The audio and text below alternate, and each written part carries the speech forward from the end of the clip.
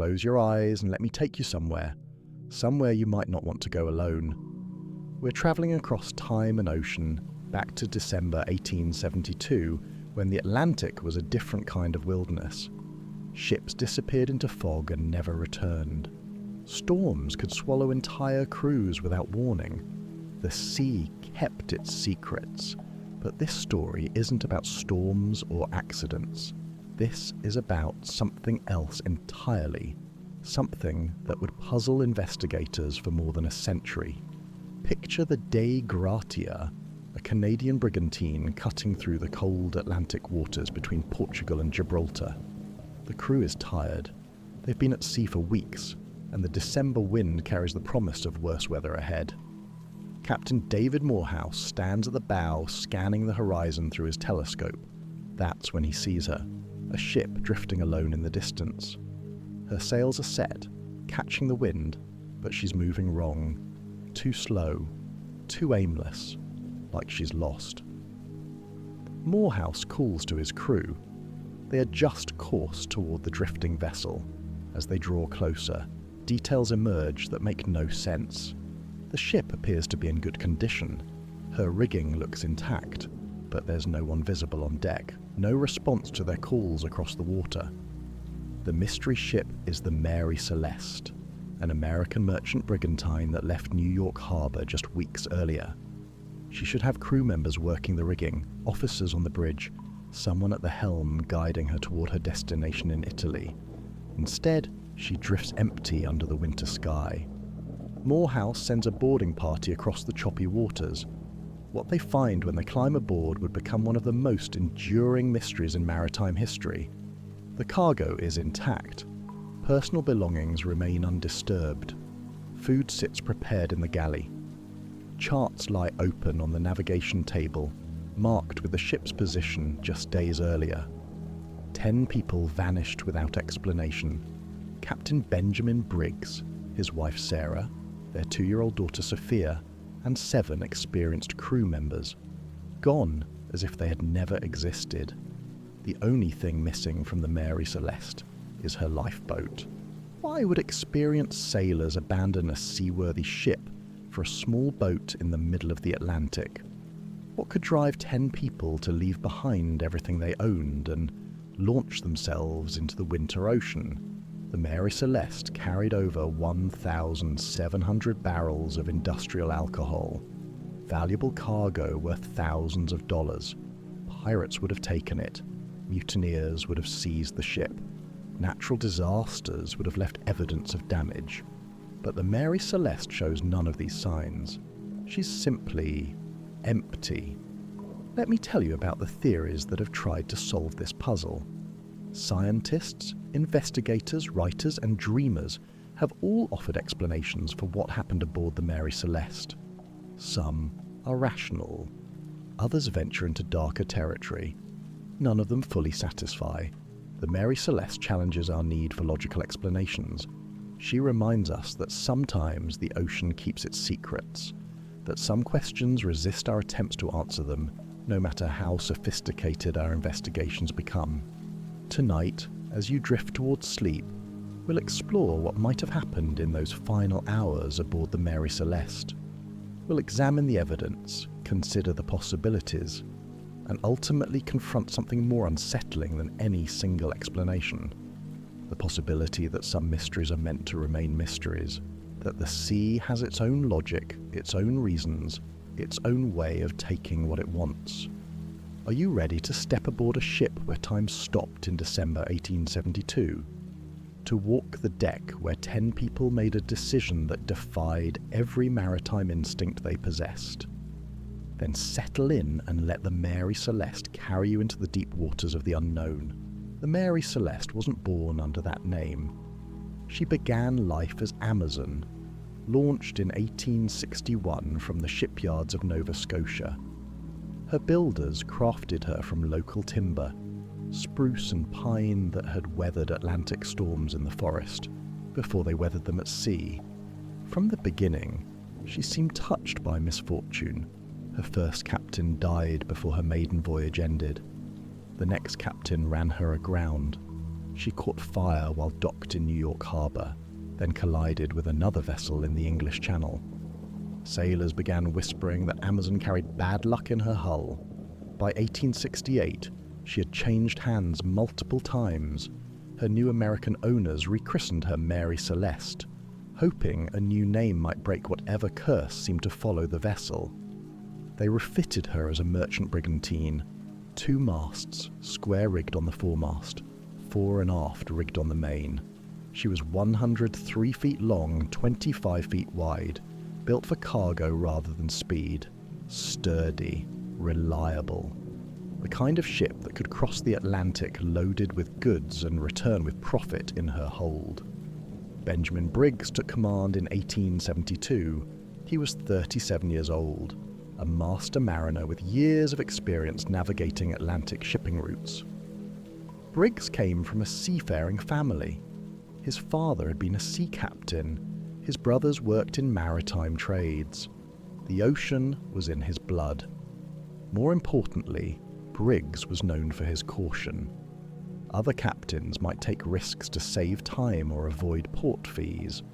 Briggs chose safety over profit. He inspected his cargo personally, maintained detailed logs, and never sailed with a crew he didn't trust completely. His wife Sarah had sailed with him before. She wasn't the kind of woman who stayed home while her husband disappeared for months at sea. Sarah understood ships, weather, and the rhythms of ocean travel. She could read charts and help with navigation when needed. Their daughter Sophia was 2 years old.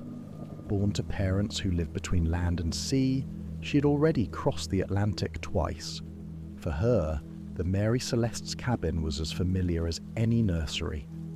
The crew Briggs assembled for the November 1872 voyage reflected his careful nature.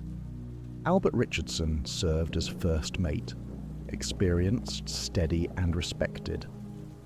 The Lorentzen brothers, Volkert and Boz, were German sailors who had worked together for years. Andrew Gilling brought expertise with rigging and sail handling. 7 men total, plus the captain's family.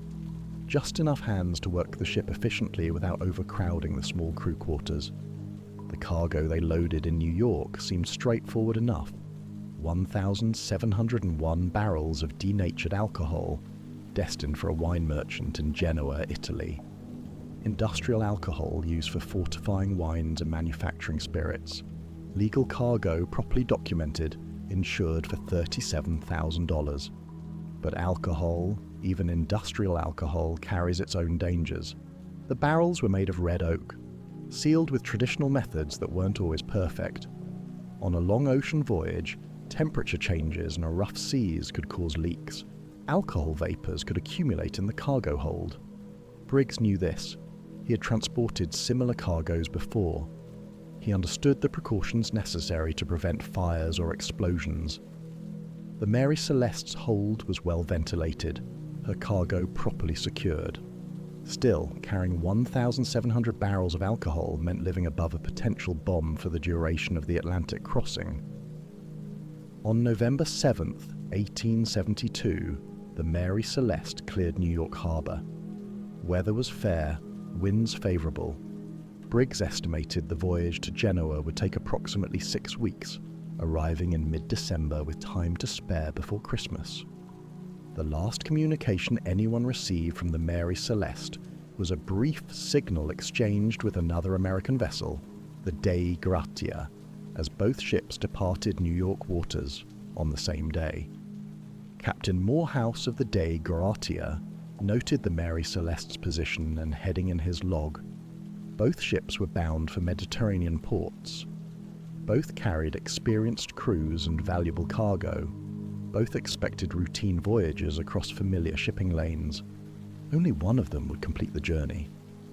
For the next several weeks, the Mary Celeste sailed eastward across the Atlantic. Her crew adjusted sails for changing weather, maintained watches through the long nights, performed the countless small tasks that keep a ship functioning far from any port. Somewhere between New York and the Azores, something happened, but the weather records from November and early December 1872 show no major Atlantic disturbances. Not pirates, the Mary Celeste's valuable cargo remained untouched. Not fire, no evidence of burning was found anywhere on the ship. Whatever occurred aboard the Mary Celeste left no clear traces, no damage that would explain why 10 experienced people chose to abandon a seaworthy vessel in the middle of the ocean. The ship continued eastward, now sailing herself. Her rigging held, her hull remained sound, her cargo stayed properly secured in the hold. The Mary Celeste had become a ghost ship, carrying the belongings and memories of her vanished crew toward a destination they would never see. On December 4th, 1872, Captain Morehouse of the Dei Gratia spotted a familiar silhouette on the horizon. The same ship he had seen leaving New York Harbor weeks earlier, now drifting alone between Portugal and Africa. The Mary Celeste had sailed over 400 miles since her crew disappeared. She had navigated shipping lanes, avoided collisions, weathered whatever storms crossed her path. As if some invisible hand had guided her across the Atlantic, keeping her afloat until other sailors could discover her secret. But the sea rarely gives up its secrets willingly. What Morehouse and his boarding party found when they climbed aboard the Mary Celeste would raise more questions than it answered, creating a mystery that would endure long after the ship herself was forgotten. The silence hit them first. Oliver DeVoe, first mate of the Dei Gratia, had boarded dozens of ships during his years at sea. Merchant vessels, fishing boats, even warships carried their own distinctive sounds. Creaking timbers, rattling rigging, the subtle movements of a living ship responding to wind and wave.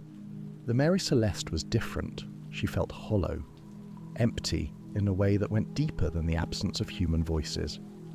DeVoe's boarding party moved carefully across the deck. Everything appeared normal at first glance. Sails were furled properly, though some showed signs of weather damage. Rigging remained intact. The ship's wheel turned freely when tested. The first unsettling detail was small. A hatch cover lay removed near the main cargo hold, revealing the tops of alcohol barrels below. Not unusual by itself, crews routinely inspected cargo during ocean voyages, but the cover had been left off, exposing the hold to weather and seawater. Captain Briggs would never have allowed that. DeVoe descended into the crew quarters. Bunks remained made with blankets folded neatly. Personal belongings sat undisturbed in sea chests. Books lay open where someone had been reading. A pipe rested on a small table, tobacco still in the bowl. The captain's cabin told a similar story. Charts spread across the navigation table showed the Mary Celeste's plotted course. The most recent entry, dated November 25th, placed the ship near the Azores, over 100 miles from where she was found drifting. Sarah Briggs's sewing kit lay open on the cabin's small desk. Thread, needles and fabric arranged for mending clothes. A child's toy, Sophia's rag doll, sat propped against a pillow on the captain's bunk. In the galley, DeVoe found evidence that meals had been prepared recently. Dishes remained in the sink, unwashed but not mouldering. The ship's store of food and fresh water appeared largely untouched. Enough provisions remained to sustain the crew for weeks. The cargo hold revealed the strangest details of all. Of the 1,601 barrels loaded in New York, 9 were found empty, as if their contents had been deliberately removed. The remaining barrels showed no signs of tampering. Why would anyone empty 9 specific barrels while leaving 1,692 others intact? DeVoe searched the ship methodically. He found the ship's register, her papers, and most of her navigation instruments. The chronometer was missing, along with the ship's sextant, valuable instruments that any competent navigator would take when abandoning ship. The ship's log was gone too. Every vessel maintained detailed daily records of weather, position, and significant events. The Mary Celeste's logbook had vanished, taking with it the only reliable account of what had happened during those final days. But the most telling absence was the lifeboat. The Mary Celeste had carried a single small boat for emergencies. Davits on the port side showed clear evidence that the boat had been launched, properly lowered, rather than torn away by storm or accident.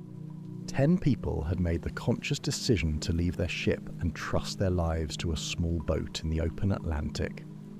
DeVoe examined the ship's compass and steering mechanism. Everything functioned normally.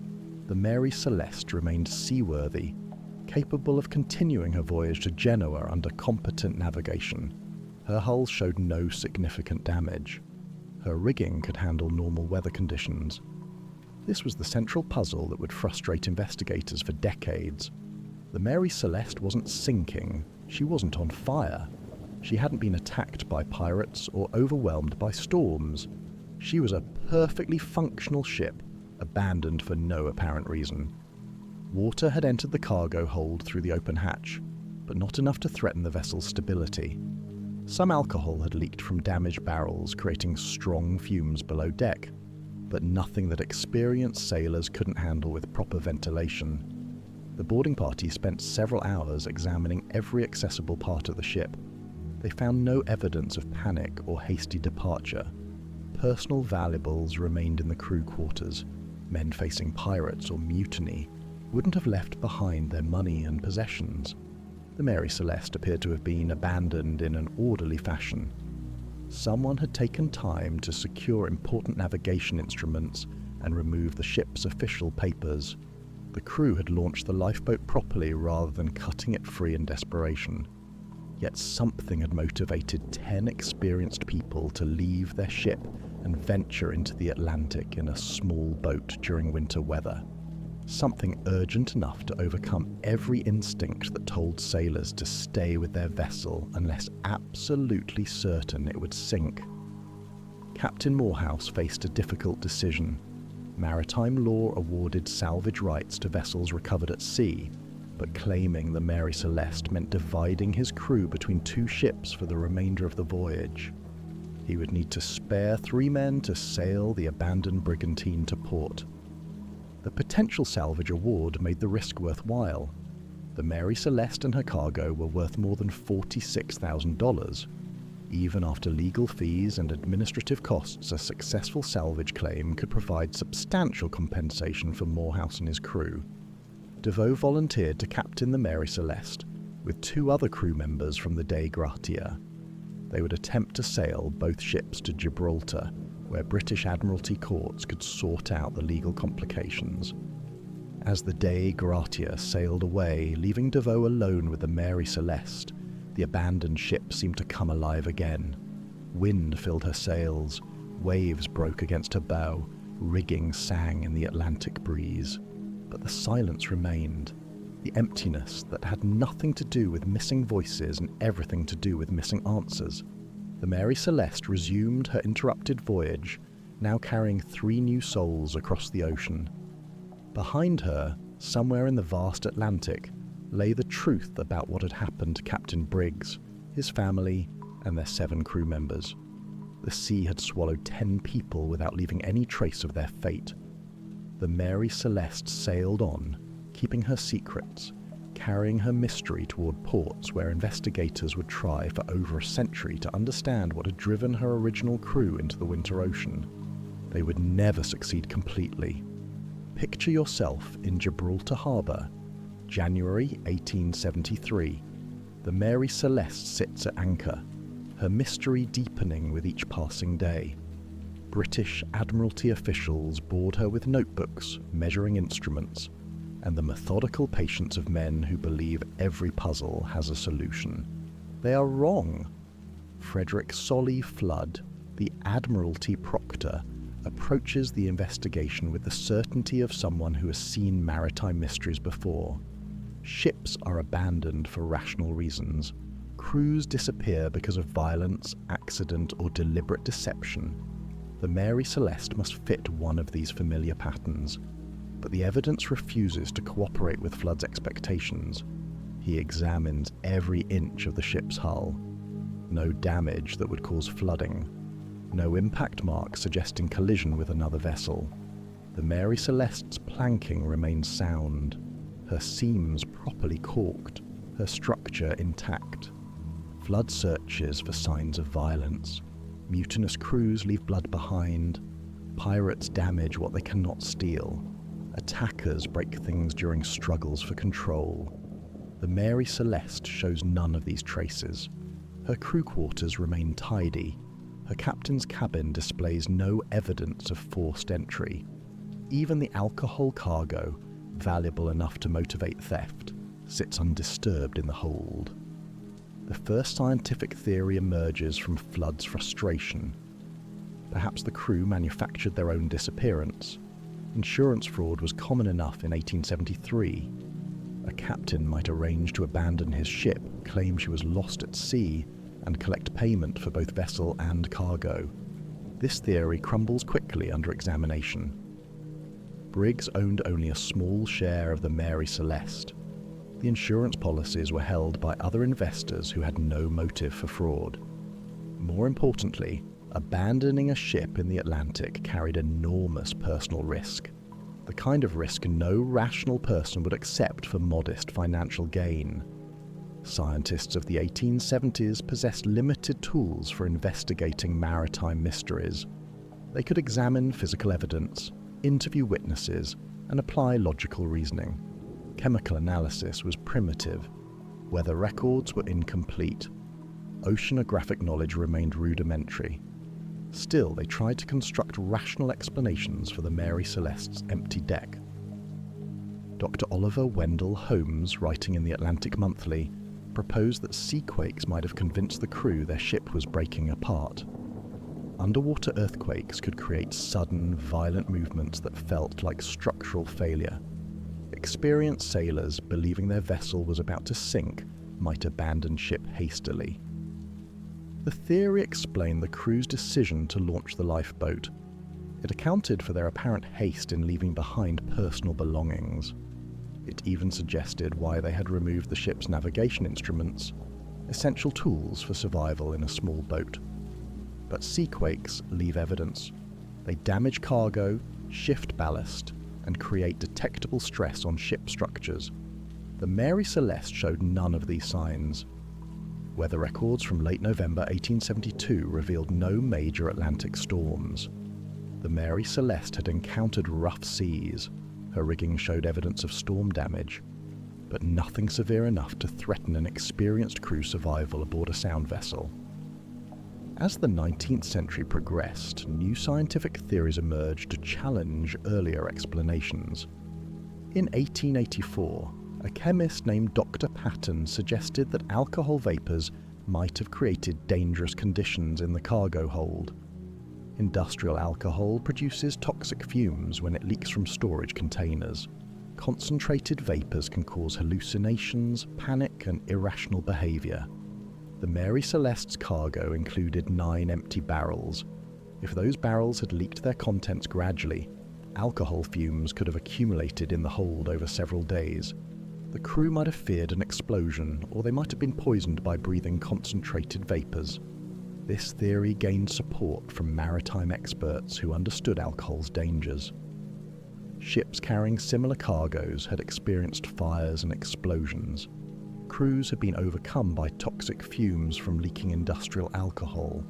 Yet the Mary Celeste showed no evidence of fire or explosion. Her cargo hold, while containing alcohol fumes, wasn't damaged by chemical reactions. The empty barrels appeared to have been drained deliberately, rather than damaged by accident. The dawn of the 20th century brought new scientific tools to maritime investigation. Meteorologists could reconstruct historical weather patterns more accurately.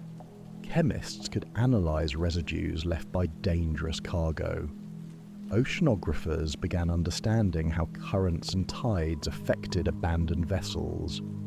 In 1913, researchers at the British Meteorological Office conducted a comprehensive analysis of Atlantic weather conditions during November and December 1872. They mapped storm systems, tracked pressure changes, and identified areas of dangerous weather that might have threatened ships. Their conclusion proved unsettling. The Mary Celeste had sailed through a period of unusually calm weather. No major storms crossed her route. No severe pressure systems developed in her vicinity. Weather alone could not explain her crew's disappearance. The alcohol vapor theory received scientific scrutiny in the 1920s. Chemists calculated how much industrial alcohol would need to leak before creating dangerous concentrations of fumes. They estimated how long such concentrations could persist in a well-ventilated cargo hold. Their findings suggested that alcohol vapors might have created temporary dangerous conditions, but not the sustained toxic environment necessary to drive an entire crew from their ship. Experienced sailors would have recognized the symptoms of alcohol poisoning and taken appropriate precautions. More disturbing possibilities began emerging from advances in oceanographic research. In 1935, marine biologists discovered that certain areas of the Atlantic experienced periodic releases of methane gas from underwater sources. These gas emissions could create temporary dead zones where normal air contained insufficient oxygen to support human life. Ships sailing through methane releases might encounter sudden, severe breathing difficulties. Crews could lose consciousness rapidly, falling overboard or making irrational decisions while suffering from oxygen deprivation. The theory explained why the Mary Celeste's crew might have abandoned their ship hastily. It accounted for their apparent panic in launching the lifeboat. It even suggested why they never returned. They might have died from gas exposure while rowing away from what they believed was a contaminated area. But methane releases leave detectable traces. They kill marine life, create distinctive water conditions, and produce chemical signatures that persist for weeks. No such evidence was found in the area where the Mary Celeste was discovered. Each new scientific theory seemed to solve part of the puzzle while creating new mysteries. The Mary Celeste's abandonment appeared simultaneously rational and inexplicable, ordinary and impossible. By 1950, investigators had proposed dozens of explanations. Water spouts that created the illusion of impending disaster, carbon monoxide poisoning from faulty heating systems, mass hallucinations caused by contaminated food supplies, attacks by giant squid or other unknown marine predators. None of these theories satisfied completely. Each explained some evidence while ignoring other facts. The Mary Celeste continued to resist scientific explanation, as if her mystery existed specifically to confound human logic. The most sophisticated modern investigations have applied advanced analytical techniques to remaining physical evidence from the ship. Forensic scientists have examined wood samples for traces of fire or explosion. Marine archaeologists have studied her construction for evidence of structural failure. These investigations have revealed fascinating details about 19th century shipbuilding and cargo handling. They have improved our understanding of how alcohol vapors behave in confined spaces. They have documented the effects of seawater exposure on different materials, but they have not solved the central mystery. 10 people abandoned a seaworthy ship for reasons that remain unclear. They vanished into the Atlantic without leaving any definitive trace of their fate. Science can offer possibilities, scenarios that might explain what happened aboard the Mary Celeste. It cannot provide certainty. The evidence allows multiple interpretations, each plausible in isolation but incomplete when compared to the full puzzle. Perhaps this is the most unsettling truth about the Mary Celeste mystery. Our scientific understanding of the ocean has advanced enormously since 1872.